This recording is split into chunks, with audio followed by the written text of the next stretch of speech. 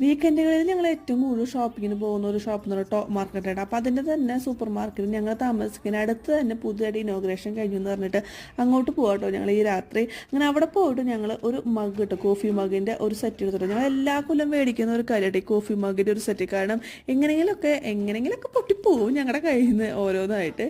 അത് കഴിഞ്ഞ് നമ്മൾ പിന്നെ ഇങ്ങനെ ഓരോന്ന് നോക്കി നോക്കി നടക്കാമല്ലോ. കാരണം പുതിയ ഷോപ്പാകുമ്പോൾ എന്തൊക്കെ നമുക്ക് മേടിക്കാൻ പറ്റുന്നുണ്ട്, എന്തൊക്കെ അവിടെ ഉണ്ട് എല്ലാം നമ്മൾ അറിഞ്ഞിരിക്കണമല്ലോ.